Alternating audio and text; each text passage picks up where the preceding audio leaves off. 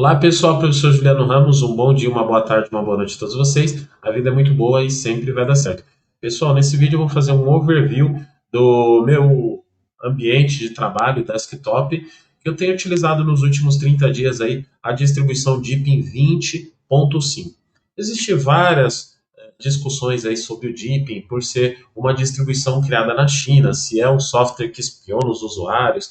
O fato é que ela é a empresa que desenvolve o Deepin Linux é patrocinadora da fundação do Linux, né, da Linux Foundation, e até o momento não tem nada que desabone essa distribuição, e o objetivo deles é, aliás, ser uma distribuição global, assim como o Ubuntu, o Red Hat, e estar aí nos computadores corporativos também. Então, seria um tiro no pé eles embutirem no seu código-fonte algum tipo de software que espiona, porque isso, com certeza, mancharia a imagem do Deepin. Vale lembrar que o próprio Ubuntu, que é uma distribuição americana, né, de origem ali norte-americana, eles já tiveram um caso aí de colocarem softwares para analisar a telemetria, né, e isso abalou muito a imagem do Ubuntu há um tempo atrás. Então, o Deepin, até então, não tem nada que desabone nesse ponto. Eu não, claro, obviamente, eu não passo a mão em distribuição nenhuma, né? Não coloco minha mão no fogo, não passo a mão na cabeça, né? Não coloco minha mão no fogo, distribuição nenhuma, porque tudo é software e por trás tem empresas, e empresas têm objetivos capitalistas, então é claro que pode ocorrer essa questão de telemetria. Há um tempo atrás, falaram que o Deepin analisava algum tipo de tráfego, mas acontece que a loja do Deepin ela é uma página web e existia ali uma análise do que você fazia download, mas isso ocorre em qualquer site na internet, não vou considerar isso um spyware ou algo de invasão, por quê? Porque quando é um site, você faz download, eu, por exemplo, no meu site tenho lá o Google Analytics, né, que eu consigo ver quem está entrando no meu site, qual tipo de sistema operacional, todas essas informações a gente consegue captar em qualquer site na web, quais links vocês mais clicam, então é algo comum. E como a loja do Deepin era uma página web, era isso que acontecia. Mas as pessoas mal intencionadas que não conhecem talvez um pouco de tecnologia acabavam falando, tá espionando, esse tipo de coisa. Mas enfim, coloca no comentário o que você acha sobre isso, que é interessante a gente debater sobre o assunto também. Então vamos lá, vou compartilhar meu desktop que eu estou utilizando nos últimos 30 dias. Sem dúvida, na minha opinião, é uma das distribuições de Linux mais bonitas e que tem me atendido em todas as minhas tarefas de trabalho. O ambiente do Deepin ele se chama Deepin Desktop. Você, aliás, pode instalar esse ambiente em outras distribuições de Linux, como o Arch Linux, enfim. Por quê? Porque o código-fonte desse ambiente que foi desenvolvido ele está disponível e é open source, é um código-fonte gratuito. Aí já tem também a questão de segurança por ser open source, muita gente analisando e até hoje não tem nada que desabone essa distribuição. Bom, eu vou falar um pouquinho aqui, fazer um overview geral e falar um pouquinho sobre as aplicações que eu utilizo. Então essa é a tela principal do Deepin, o desktop. É um ambiente muito agradável de se utilizar. A gente aqui nas opções, quando você clica no botão direito, como você pode ver, tem aqui o menuzinho, ele é translúcido, né, com os cantos, as bordas arredondadas, o que lembra muito os sistemas operacionais modernos, como o Windows 11 e também como o Mac OS. Você vindo aqui na opção papel de parede protetor de tela, você troca aqui os seus wallpapers de uma forma muito simples e também os protetores de tela, protetores de tela que você pode escolher e também as telas de bloqueio que você pode analisar. Então é muito fácil aqui você fazer as trocas aí dos seus wallpapers. Bom, algo interessante que veio nessa versão nova do Deepin Desktop é a chamada rápida para os acessos aplicativos, aqui, a busca global. Então, quando eu coloco na busca global de forma muito rápida, eu consigo abrir qualquer aplicativo. Por exemplo, aqui eu coloco Visu, né, já apareceu aqui, Visual Studio Code, visualizador de logs, né, e eu consigo abrir rapidamente qualquer tipo de aplicação. Aliás, o visualizador de log é algo que tem aí, de novo, que faz parte do conjunto da distribuição do Linux Deepin. Eu posso rapidamente aqui buscar log de kernel, que precisa de autenticação de superusuário, log de inicialização, né, log aqui do Xorg, e então eu consigo rapidamente buscar aqui os logs que, ah, do sistema, beleza? Muito bem. Ainda seguindo por aqui, então aqui pela ferramenta de busca, eu consigo também buscar conteúdo na internet. Então, buscar por Linux na internet, no seu navegador web, que você definiu aí como padrão. Legal. Então, esse atalho aqui, ele é com a tecla o Shift espaço, o que eu troquei porque às vezes eu acabava digitando o texto, eu digito um pouco rápido e acabava que eu apertava às vezes junto o Shift espaço e abria o buscador. Eu troquei então para a tecla Windows espaço. E aí quando eu pressiono a tecla Windows espaço, eu abro aqui o lançador de aplicações, que lembra bastante o lançador aí do macOS. Do lado aqui agora também a gente já tem a opção de captura de tela, de forma simples, a qualquer momento eu posso capturar uma tela, isso é bem bacana e interessante. E essa captura de tela foi remodelada e, na minha opinião, é um dos melhores aplicativos de captura de tela que a gente tem, tanto para Linux, Windows e etc. Então aqui rapidamente eu consigo capturar minha tela, né, apontar, etc. Para mim é um excelente software de captura de tela. Tá? É, ainda seguindo aqui, nós temos agora uma opção de já visualizar aqui o consumo, né? Então a gente consegue ver aqui o consumo de CPU, de memória, e só de eu parar o mouse em cima, ele já mostra para mim ali, ó, qual a utilização de memória, qual a utilização de CPU, e abrindo aqui ele abre na lateral para mim também. Então consigo ver aqui a utilização do CPU, 72%, rede, memória, disco, né, e processos que estão ativos no sistema. Então já facilita bastante também, achei muito legal ter isso aqui fácil para a gente ter o acesso. Aqui fica a tray, né? Então os aplicativos como eu tenho aqui, por exemplo, o Teams, eu tenho o OBS que eu estou gravando agora, fica aqui na tray, você pode fechar ela para ocupar menos espaço aqui. A área de notificação é uma área de notificação bem interessante e sempre fica aqui armazenadas as notificações de uma maneira bem bonita também. Entrando aqui nas configurações, que seria o nosso painel de controle, eu posso vir aqui na seção de notificações e desabilitar se eu não quero receber mais notificações, né? E se eu não quero que elas sejam exibidas. Eu posso desabilitar as notificações e ela fica só aqui recebendo aqui na central de notificações, porém não tem os alertas na tela, tem os alertas na área de trabalho, tá? Aqui na opção de som também, uma coisa que eu faço com o Linux Deep, uma pequena pausa na gravação enquanto passa helicóptero, porque, como vocês sabem, eu não edito meus vídeos, né? Enquanto eu gravo é assim que acontece. Passa o carro da pamonha, helicópteros, o cachorro começa a latir. Isso faz parte aqui dos vídeos do meu canal. Bom, e aqui uma outra opção que eu faço é na entrada do microfone, habilitar o cancelamento automático de ruído. Como vocês podem perceber, já melhora bastante a qualidade aí dos vídeos anteriores. Quando eu gravo com o Linux Deep, a qualidade fica boa porque já tem esse controle, eu não preciso instalar nenhum software de terceiros. E olha que eu estou com um microfone bem simples aqui da própria webcam. Na opção de personalização, o Deepin traz as opções de claro, automático e escuro. Você pode mudar as cores de destaque também e as transparências. E também quando você usa efeitos de minimizar, por exemplo, eu gosto de usar o efeito de minimizar o lâmpada mágica, né? Então ele dá esse efeito aqui quando você minimiza as janelas, tá? Notificações que eu posso desabilitar. Bom, deixa eu fechar aqui o navegador e tirar aqui, deixar aqui só o efeito escala mesmo e fechar. Ainda falando aqui sobre o menu iniciar, a gente tem o menu iniciar simples com atalhos aqui para documento, imagem, né? Então você pode já abrir o seu navegador de arquivos com os atalhos. Isso facilita para mim, né? Eu gosto já de abrir por aqui e já ir rápido ao que eu preciso, principalmente aqui a área de downloads, né? E tudo mais por essa lateral. Aqui também a gente tem acesso à central de controle, né, que é o painel de controle. Da mesma forma que a gente acessa por aqui a central de controle, a gente também consegue acessar por ali. E o menu, a gente pode maximizar o menu para ter um menu mais amplo e você consegue olhar mais rapidamente seus aplicativos. E quando você maximiza, você pode colocar aqui a opção de categorias também, para você encontrar mais rápido aqui as categorias. Particularmente, eu gosto de utilizar nesse formato aqui.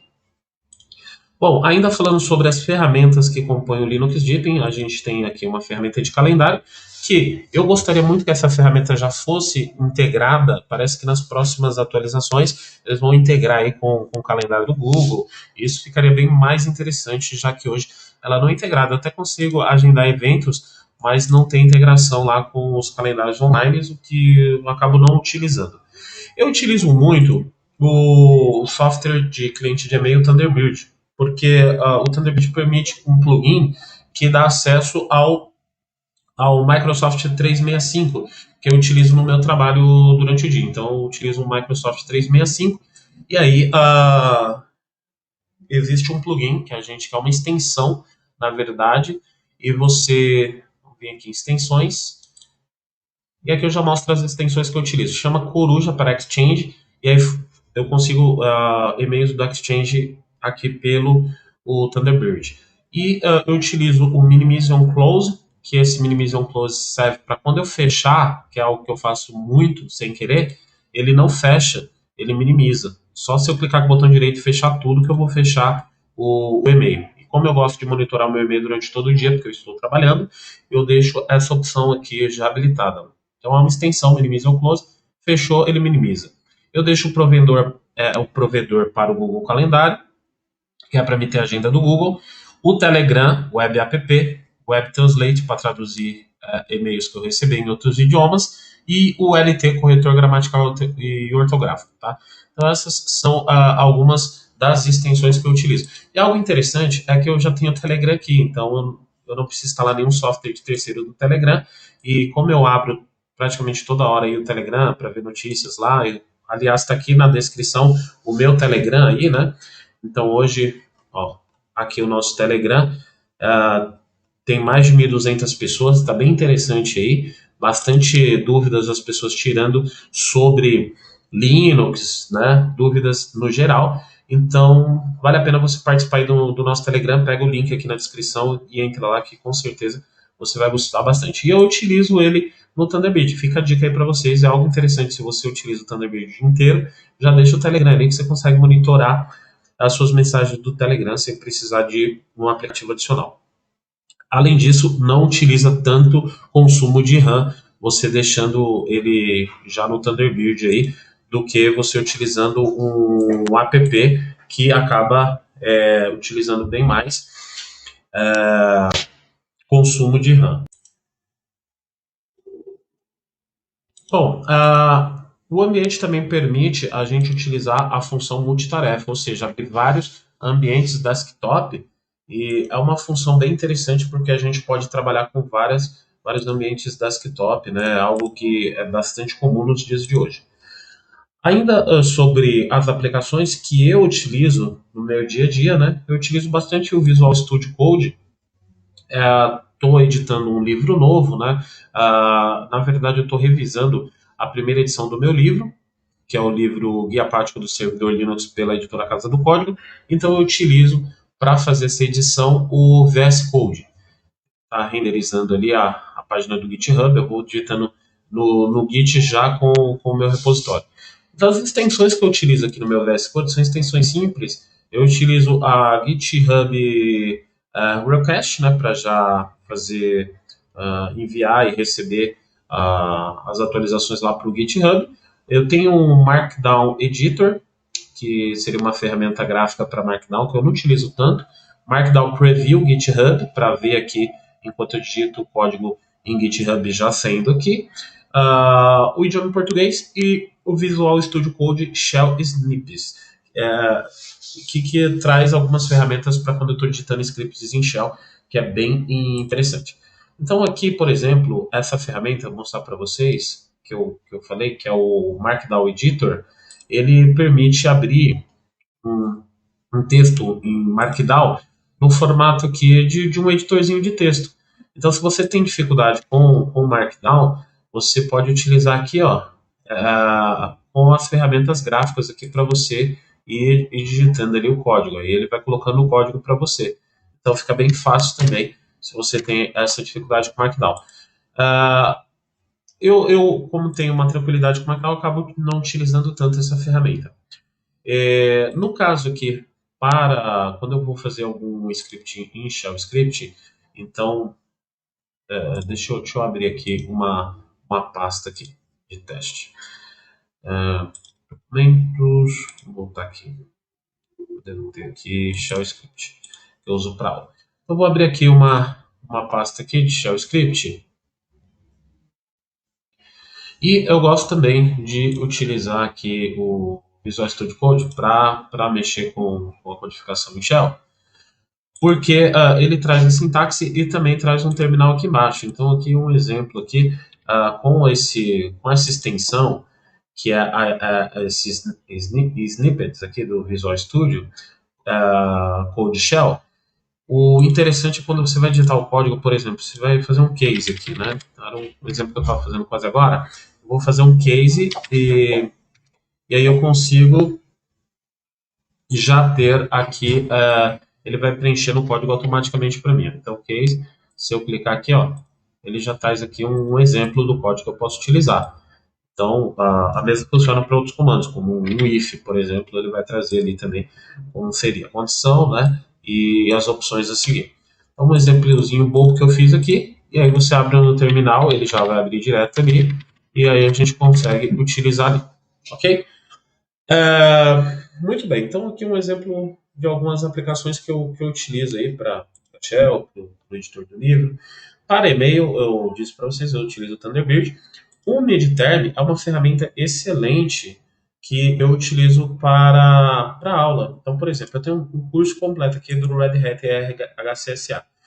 Então, eu vou criando as notas, né? E essa ferramenta Midterm é uma ferramenta gratuita, permite que eu instale no celular e eu consigo ir criando as minhas aulas aqui. Então, por exemplo, aqui, eu pego essa aula aqui e eu consigo visualizar essa aula e eu vou editando a aula aqui, tá? Então, consigo editando e criando novas aulas e assim por diante, utilizando essa ferramenta e sincronizando com o celular, sincronizando com outros aplicativos. Se chama Midterm, tá?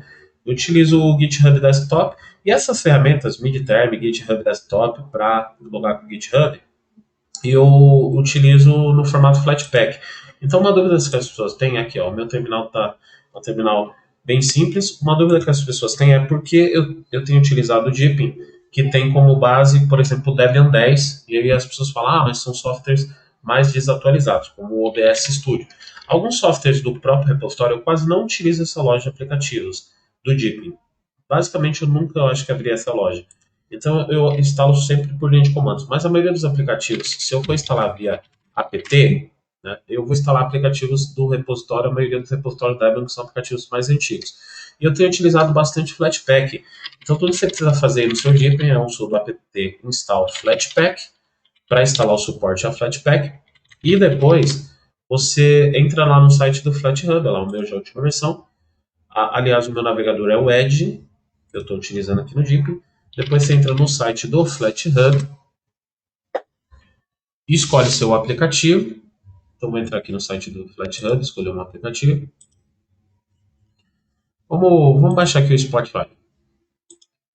Então, vou aqui em install, salva esse aplicativo, tá? Salva aqui no meu diretório downloads. E aqui, como você instala? Então vamos lá, cd downloads, né, para entrar no diretório downloads. Eu instalo com sudo flatpak install e o nome do aplicativo que eu baixei ali, que nesse caso é o com.spotify. Feito isso aqui, na primeira vez que você for instalar, ele vai falar se você deseja instalar o repositório, você vai dar um yes, e se você deseja instalar para todos os seus usuários, você vai dar yes também. E aí você vai instalar. E a vantagem do Flatpak é porque são aplicativos mais atualizados, e aí você acaba não precisando utilizar os aplicativos do repositório e da própria loja, que são aplicativos mais antigos. Bom, instalação completa, e aqui eu já tenho o Spotify. Todos os aplicativos novos, ele recebe essa luzinha aqui, azul, que significa que é um aplicativo que eu ainda não abri. Então, são aplicativos que eu não utilizei ainda. Ok? Pessoal, essa é um pequeno overview. Quero dizer que nos últimos meses eu tenho utilizado bastante aí o Linux Deepin. Para a ferramenta de trabalho, eu não tenho tido nenhum tipo de problema, o desempenho do sistema está bacana, a interface é bem legal, é o que mais eu tenho achado interessante, é que é uma interface bonita. Eu estou conseguindo fazer os meus trabalhos tranquilamente, acessando via SSH nos servidores, tenho VirtualBox, né? Então faço os meus trabalhos tranquilos, os meus trabalhos remotos, e tem a ferramenta do Teams, que é uma ferramenta que eu uso no trabalho lá do governo, com tranquilidade e tenho utilizado de forma bem efetiva. Bom, pessoal, fica a dica para finalizar aqui do meu site, o certificações.net.br, o site de centro de cursos, que atualmente está bem enxuto de curso.